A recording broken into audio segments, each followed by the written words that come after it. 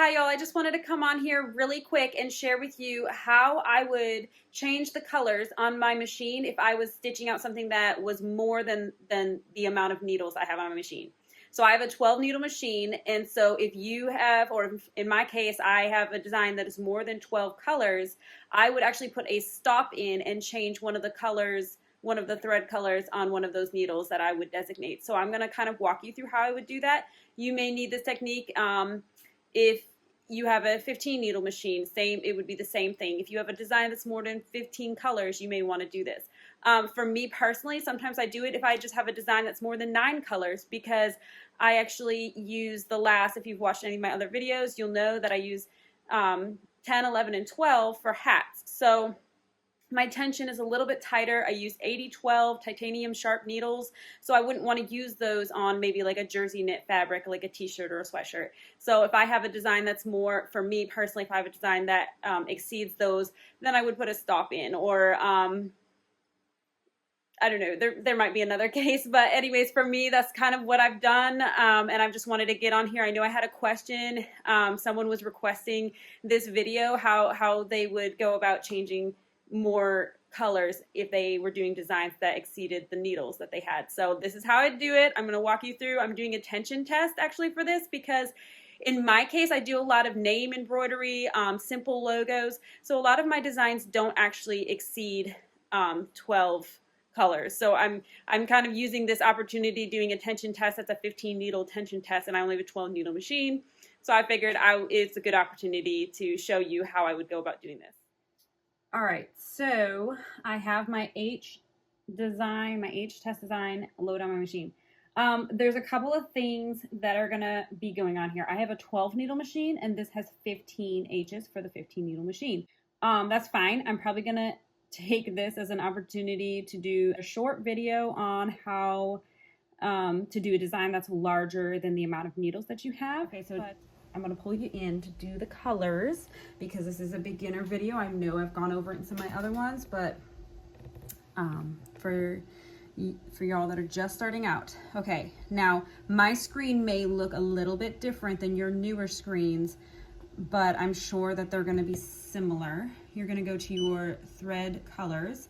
Now, what I always say is, do not worry about what colors you see here versus what colors you have on your machine.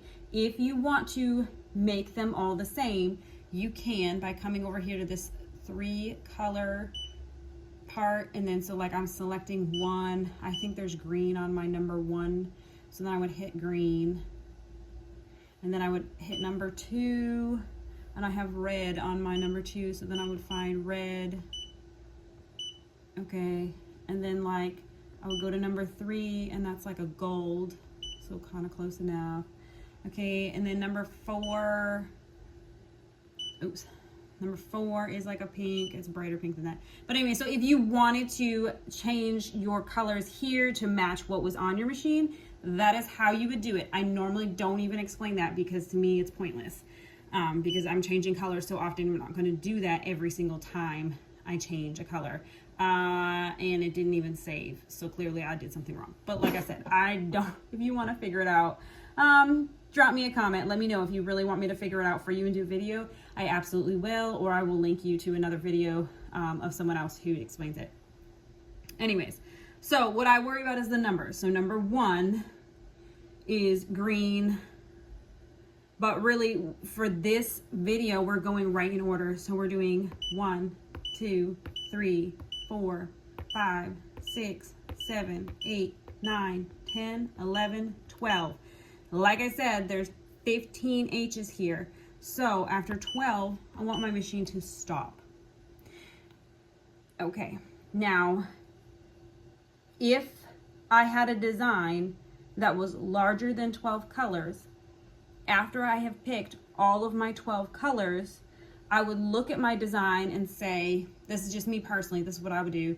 I would say, okay, needle 3 is gold, and in this design, I do not use gold again. So when I stop at needle 12, I'll go in here, I will change this color to the next color I need, and then I will go here so after 12 colors, I would go to the 13th color, and I would put it back to 3.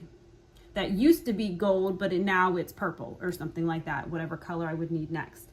And I would follow suit if that, and so then if I need another color, I would do the same thing. I would put a stop in. This F down here, sorry, this F down here is gonna put a stop in. Your machine is gonna stop after it stitches out 3, not before, but after. So if you want it to stop here at 11, you don't want it to stitch out color 12, put your stop here at 11, okay? So I hope that helps make sense. I'm gonna tell it to stop at 12. I'm just gonna make this do 1, 2, 3 again.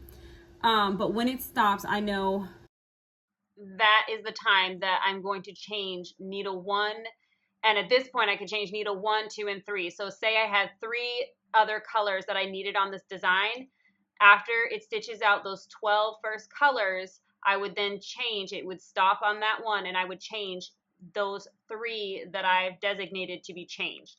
Just make sure that when you do that, that you don't need those colors that were previous on needles 1, 2, and 3 again. So you would just pick the corresponding needle that you don't need again in the design. You'll see the next video that I'm about to show you. I have changed. It's not 1, 2, and 3. It's actually 1, 4, and 5, because 4 and 5 in this tension test were the needles or the colors that I needed to work on. So you'll see that it is different from the clip before, and that is why. But I'm still going to sort of talk you through how you would go about changing your colors at this point. You'll see that my machine has stitched it out. As you can see, it's stitched all the way down to these last 3 colors have not been stitched out yet. And actually what I'm doing for this test is I'm going back up and I'm going to re-stitch this color 1 here, 4 and 5, 4 and 5. So when I've gone into the color select, you can see that after needle 12 it stops, and I have 1, 4, and 5 are my next colors. If you want to change those colors now that the machine has stopped, you could go over to the back of your machine.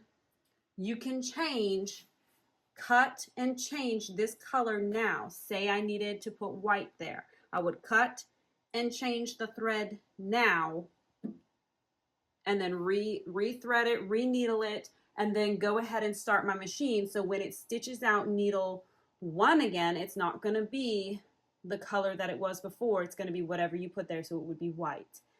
So if you ever run into a situation where you need to stitch out more than one color or more than colors than you have on your machine, this is how I would personally do it. I would put a stop in my design where I know I'm going to have a color that's going to exceed it, and then I would remember what needle that was and change the corresponding thread at that point and continue to stitch out.